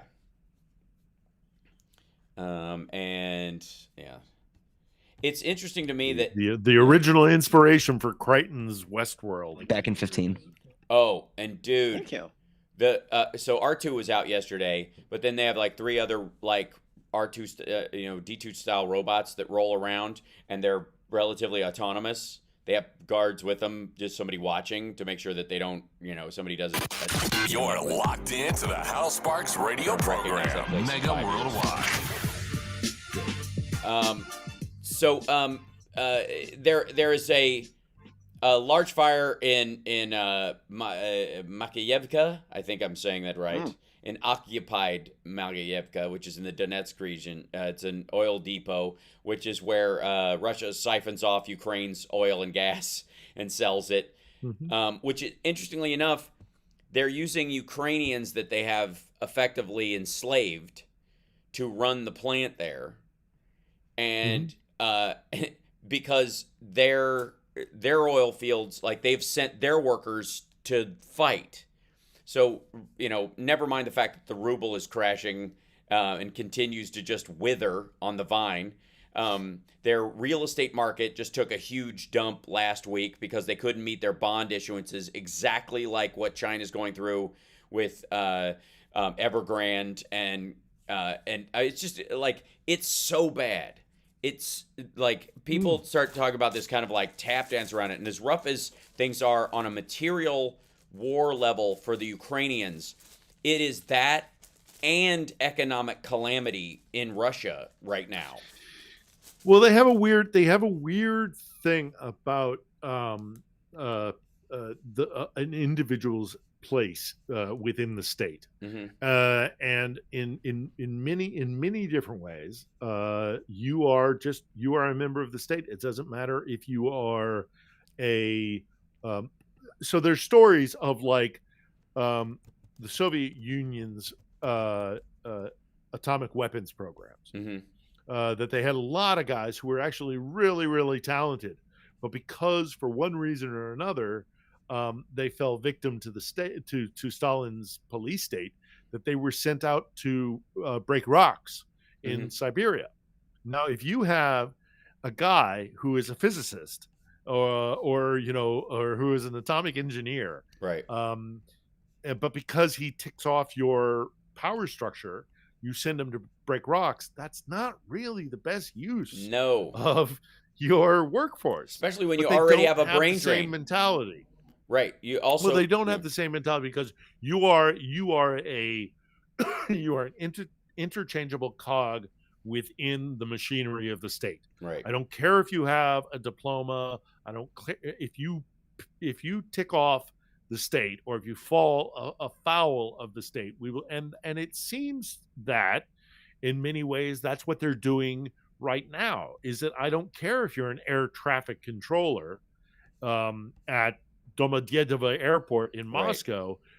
We're going to send you, and maybe it is a matter of skill set, but it's like, we don't care about your position within the domestic use of an air traffic controller. You're going to go down and try, and now we're going to, the best of conditions is you're going to go down there and try and actually do air control for fighter jets. But more likely than not, you're just another warm body. Here's an AK-47, and you're going, guys, I have an education on air traffic control. I can help you. No, here's an AK-47. They're the Ukrainians. Go fight them. The mentality is so different in Russia when it comes to human assets. Yeah. That it is like, you are interchangeable, man. You are just a cog in the machine. Mm-hmm. Which is part of kind of what this war is about. But it's showing in their infrastructure. Their infrastructure is falling. I would love to say that it was all like Ukrainian insurgents that have kind of snuck behind enemy lines and are blowing stuff up. And I'm sure some of that is happening. And I'm also sure that there are some Russians who are dissatisfied who are also, throwing Molotov cocktails into recruitment centers or draft centers. But it's unavoidable. I think it's just that the system is starting to break down because the strain on civil society by transitioning everything to a war footing, which admittedly maybe we kind of have to start thinking about in the West as well, is changing our economy to a war footing. But that's a discussion for another time. What I'm saying is that the strain on the Russian system is such that that I think some of these explosions and these things that are falling apart are because they are sending talented people who could better be used in a far better way in to civil the front society, lines, right? To a front line with an AK-47 to go run against tanks. And they're also suffering from a brain drain of anybody that does believe they have a future or wants a kind of future for themselves or the family has gotten out already. In that big exodus we saw of somewhere in the order of like 1 million plus men fleeing the country. Early on in the war, and then at different points, once they started doing these, expansions of the military, one of the other, another one's coming. Yeah. One of the other kind of like subtle behind the scenes. Did Ukraine's special services conduct? There you go. Ukraine is sending special forces teams to kill Wagner mercs in Sudan, in Russia. They are having to, because basically so those guys don't come back.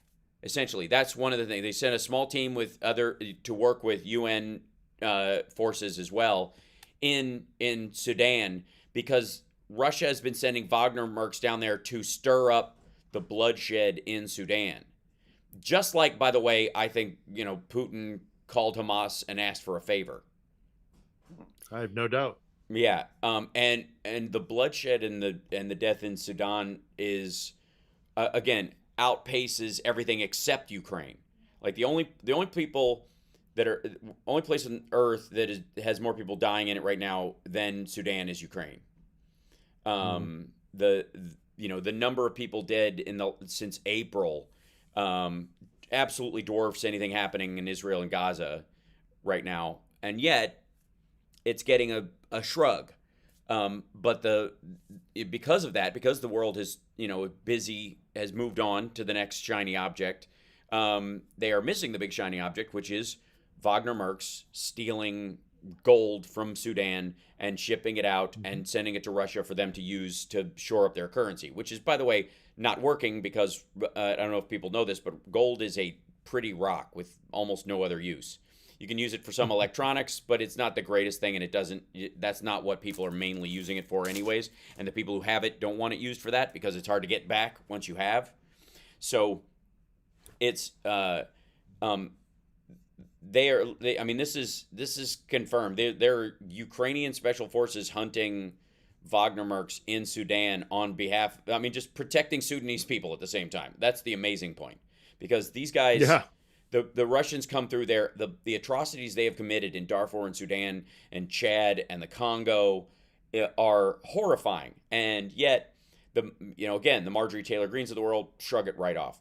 Before I get into another rant, though, let's get a question, because I know Johnny's been looking for them, and I know he's got a couple. So let's get those from the chat room for Phil.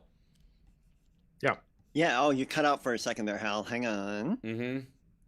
I've got a question. My first question is from Surrender Monkey. Can you ask Phil about the Ukrainian that now holds the world's record sniper shot distance? Yeah. 2 miles. Yeah. Yeah. He's like a 56-year-old guy, too. Mm-hmm. Yeah. So, there you go. Gen X, baby. They 2 miles.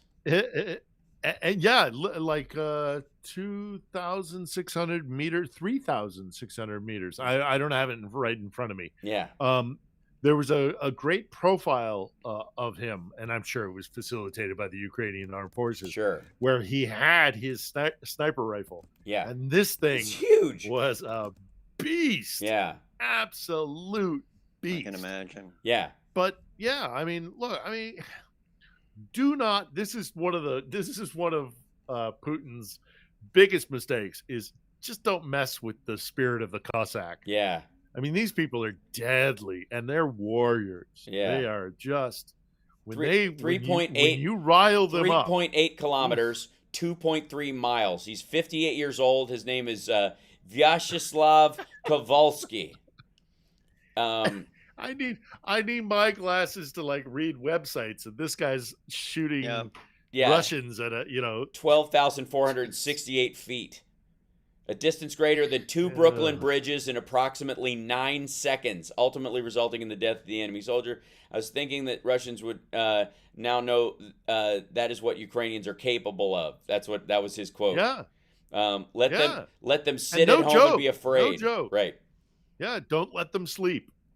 Let them know that anytime, anywhere. Yeah. I'm slightly flippant about that. Kind of like one of Putin's biggest mistakes was underestimating the Cossack, but it's not a joke. These people. This guy decide to fight. Yeah. Man. This guy laid in the snow for hours with his spotter. 58 years old. Yeah, laying in the snow, 2 miles away from these guys, watching a camp of Russian soldiers cutting wood. He could have killed any number of them or any one of them. Didn't do it. Said they were too, low ranking, not worth it. And then an officer showed up and started barking orders at them. And quite frankly, according to his reports, treating those soldiers very badly. Like he was being a typical drunk Russian angry boss. So he basically, you got to feel like some of these guys who were conscripted, who were chopping wood in this ice cold temperature, were don't you go for the reaction oh no. Yeah. Oh no. Yeah. That guy who's been terrorizing me for the last 6 months is suddenly just dropped dead out of nowhere. Yep. And it's not a good thing to be flippant about, the death of another human being, but boy, oh boy. Yeah. That's impressive. Yeah. That's impressive. He said there's so many Cossacks. That go home. That bullet was traveling for 1 Mississippi, 2 9 Mississippi, seconds. 3 Mississippi, 4 Mississippi, 5 Mississippi, 6 7 8 Mississippi, 9 Mississippi.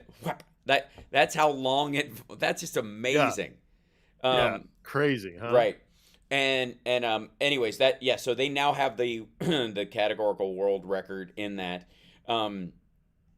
There you go. But I got it. Easy way to avoid these tragic deaths. Mm-hmm. Pack up your stuff and go home. Right. Meanwhile, the Ukrainians, probably their best fighters, they are sending down to Sudan and Mali and Darfur, the Darfur region, but also the Congo and the CAR. Yeah, and walking out with gold. And that's That's the main mission. That. If you want to talk about value for value, do you send your best soldiers to protect your other soldiers so that they can make some progress on the battlefield, or do you send them down to gather up as much gold and stuff as you can possibly get, while sending a bunch of cannon fodder in to basically cover your exit? Because it's beyond these guys being thrown into a wood chipper. It's more like they are a smokescreen for Putin and his oligarchical friends, their escape, essentially. Eventually, if that's even to happen. Yeah. Let's see. Let's take a break right now. We'll come back with another question, because I do have a happy ending as well, and it does not involve Chinese Foreign Minister Qin Gang being tortured to death. It does not. Man, we'll be back. Oof.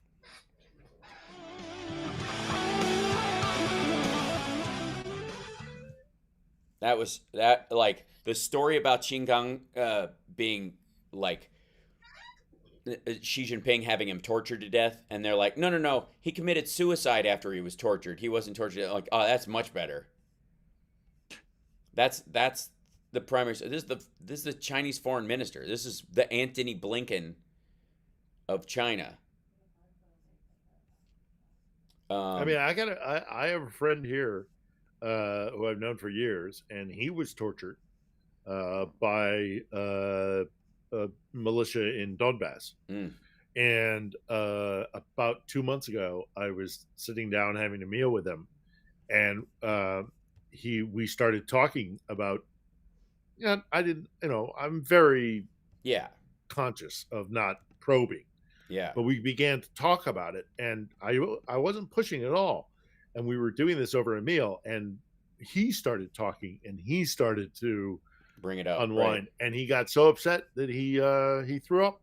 He threw up. He lost his stomach, his nervous system. I mean, you get tortured, man. It's with you. You live with that for the rest of your life. Absolutely. I can't imagine. So, yeah, it's not good stuff. No, but this, it's so weird that like he vanished. We're coming back in 10. Thank you. He just stopped showing up in July, and then the story is that Xi Jinping's basically doing like a Stalin-like purge right now. I am happy, you are happy, let us be happy together, whether the weather is cloudy or sunny. I will always be your funny honey bunny. I am lucky, you are lucky, let us get lucky together, whether the weather is cloudy or breezy. I'll be there to say, hey, come on, let's take it easy. Cause isn't it nice to have the friends that you do? And isn't it nice that the sky is so blue? And isn't it nice to say I love you, chugga chugga choo choo, woo woo. I am smiling, you are smiling, let us smile together, whether the weather is cloudy or stormy. I will still be there in the morning, I'll be right by your side in the morning. I'll make you breakfast in the morning, I hope that you like cereal. Yay! Hooray! I gotta say, besides the jobs numbers in the United States yesterday, and that wages were keeping up a pace and inflation was continuing to go down, which should be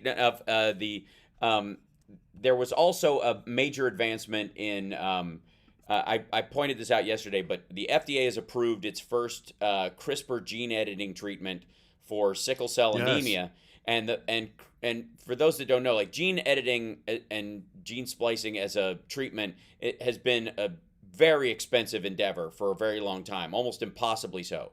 A CRISPR setup you can make in your garage for $900. And so the idea is that you could, using this methodology, which is very inexpensive, you could create tailored gene therapies around specific diseases, even, specific strains of specific cancers for specific people and that kind of like. And in this particular instance, they have found what effectively will be a relatively, compared to other things, and certainly better than passing away, treatment for sickle cell anemia. And the FDA has approved it. It was approved in the UK early last year, or late last year, and it is now approved in the United States and will save an immense number of lives. So fingers crossed. And I guess I don't know if you guys have another happy ending, but I have others to stack on top of that. I just have to Oh, did I lose you guys? Where did I not hear you? That's weird. Now you guys can't hear me and I can hear you. Is that how it works? You can hear me? Okay. So that's fun. Try to do this. Sorry, it would be at the tail end of the show I lose audio, but they can hear you, and that's the important thing.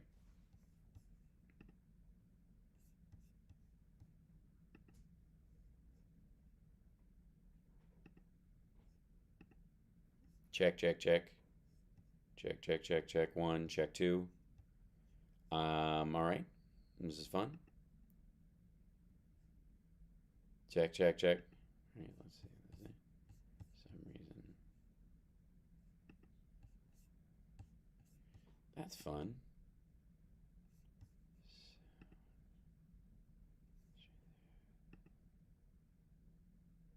All right. You guys can't hear me, so I'm just... Yeah, that's fun. It's just it's a good time. Input, there we go. For some, my input just got turned way down for some reason. Is that what happened? That's very odd. So hopefully I'm coming back there, but I will hear you guys in a second. You guys get to chat. It's your show now. Take it away.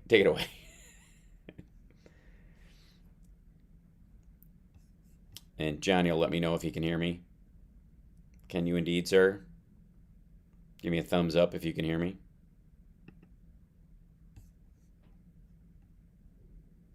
All right, I will reload the page and we'll see what happens there. I'll be right back. All right. We're going through. I'm back in force. We're all good. Oh, no, I lost him again. That's weird. Still only Hal. I don't hear you. Oh, yeah. Okay, now hold on. He is. There he is. Yep, I fixed it. There we go. I don't know what it was. That was the other part of my happy ending is that you guys get your own show for for 6 minutes. Yeah. No. I don't know if you managed to squeak out a happy ending in the middle of that. But no. I was just, no, we tried to do Connie a question. Kelly had a question about whether or not the river was going to, the Dnieper was going to freeze well enough for them to like cross in any major numbers. Right.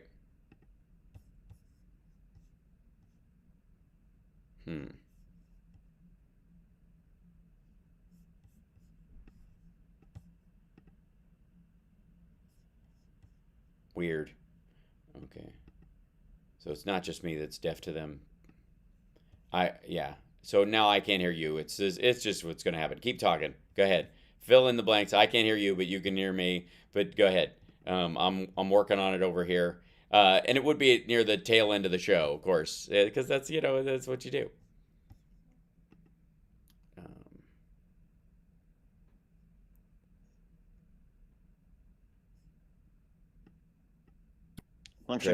There we go. What are you doing for the holiday? I got you. I'm back. There we go. It's back.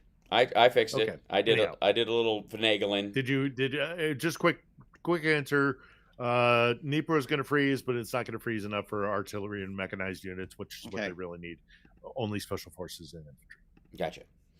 Excellent. And then Johnny Million, I don't know if you actually had a happy ending or if you even floated one of any sort, but I didn't float one, but the Convoy's playing tonight up in Janesville, Wisconsin. Oh, that's what's his name? Paul Ryan's district. It is. It is. Yep. I played the hockey rink there. Oh yeah, we've talked about that. That's right. Yes, it's great. The ongoing growth of science and technology is I'm finding the EU just passed rules on AI and they're doing some regulation on it, and it will help to some degree.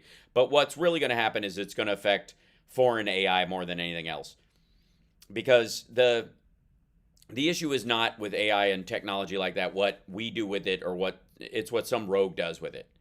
And the problem is that most rogues, if they would set something up that would do the kind of damage they want, it will do the same damage to them. So it kind of has a bit of a self-regulating aspect to it. So fingers crossed it stays that way for a good while, but we'll see, and ultimately, I'm very positive about where that goes. It will not be good for big countries with lots of people who think they're going to attack small countries. Because that's where drone warfare is what we're seeing really play out. There was a German company that just signed on, I believe, to build drones inside Ukraine at their factory there to continue building on these. So there's a lot of potential for this technology to save human lives if somebody with a lot of humans just decides they're going to overwhelm their neighbor. The new, mutual assured destruction will be robotic and drone based as opposed to nuclear. The thing I'm waiting to see is the first swarm, and I don't doubt that it's going to come from Ukraine as at the tail end of this war. Is that there will be drone swarms that will be overwhelming in volume, hundreds and hundreds and hundreds of them, like these things you see doing light up the sky shows, but with either munitions attached or, effectively spy drones filming everything. And again, get ready, U.S. citizens, for your presidents to increasingly send drones to do things instead of humans, because drones don't come home in flag draped coffins. Yep. No. That is the big one. So we got time for one more question, and I might even be able to hear it. I got one from Melinda in Seattle. Please ask Phil about the blockade at the Polish border. There were a few questions about that. Yeah. Is the government doing anything about it? We are waiting for the much of that protest in quotation marks, was by Polish truckers, and in particular certain groups within the Polish trucker industry and what have you, and supporters that are paid for and supporters of the Kremlin. This is well known. They're far right guys who get their money from the Kremlin. Right. Now, there's going to be a major change in the Polish government in 3 days. On the 12th, the new government takes over. It's not far right. Well, it's not far right currently in Poland, but it's on, it's conservative right. And traded within the conservative right within Poland are a lot of guys that are paid for and supported by the Kremlin. They got voted out, and the new government takes over in 3 days' time. But in the meantime, there were, just tons and tons, dozens and dozens and dozens of Ukrainian trucks that had everything from medical supplies to food to warm clothing to ammunition and things like that. And they were being held up by the border because these Polish guys said that the Ukrainian truckers were taking their work and their jobs away. And then what the Ukrainians did about 2 days ago, about 36 hours ago, 48 hours ago, they said, okay, you're gonna stop our trucks at the border? Fine. They loaded all the trucks onto train flatbeds and just took them by train across to the the Polish-Ukrainian border, dropped off the trucks, and the trucks went on their merry way. And these Polish these Polish protesters were furious, absolutely furious, which lends credence to the idea that they weren't really worried about the goods that were being transported or their job security, but that they'd been propped up by these right-wing elements within Poland who are oftentimes paid for and supported by the Russians, or who genuinely are useful idiots or fellow travelers with the Russians. So the Ukrainians, being the resourceful people they are, found a workaround, at least for the next 3 days or so, and then the new Polish government will come in, and I suspect we won't see this problem. Right? Yeah, it'll go away. I mean, there's a bunch of. I would argue that there's a bunch of unionization and other protest stuff that the timing is very curious throughout Europe and in the United States, and it's being triggered by just that, destabilization activities. Like, now's the time to go and cause as much. Be aware of this. I mean, everybody who listens to us should be aware of the fact that we are going to be going through a serious period of information warfare where the Russians are going to throw everything, because they get a lot of benefit from very little cost, and they're going to be doing information warfare on a scale that they don't normally do for extended periods of time. Well, that's all they got. If you're reading it, if that's all they got, so if you start hearing stories that make you anxious about the way this war is going, or that indicates that there are, or that sow division, or give you reason to give pause about keeping a unified front, whether that's America and Europe or Europe and Ukraine or America and Ukraine, or what they're going to try to do is divide us. Their tactic is to sow division and to make us doubt one another and our unity and our partnerships and our alliances. Yeah, you can hear the language You're around going to start to hear it. Well, they even said that, on I think the Ukraine Today site, they were citing a NATO folks worried about Donald Trump getting in, doing just exactly that. And he ain't going to. I got news for you. Ukraine's going to have all it needs, and Russia's going to continue to use this blather for the next 6 months, but it's not going to amount to a hill of beans any more than it did in the last year. And the only exception is just I don't like seeing it being eroded. So don't believe everything you hear. Don't believe the hype. If it elicits, especially if it elicits a very strong emotional response. That's right. Thanks so much, Philip Bittner. Be safe in your travels, my friend. Johnny Million, have a great show tonight, and I will see you guys later. Yeah, and I will be on the road in moments. Okay, bye. Bye-bye. Bye.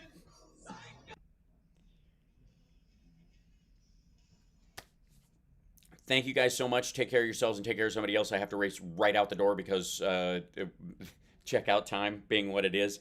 Thanks a ton. Like, subscribe, give a thumbs up, support the show, and help us keep these stories out there. I will be covering over the next a little bit. I'm going to try and not bum everybody out over the holidays, but I feel like Sudan needs more attention, and so I'm going to be dedicating a portion of the show to that as well.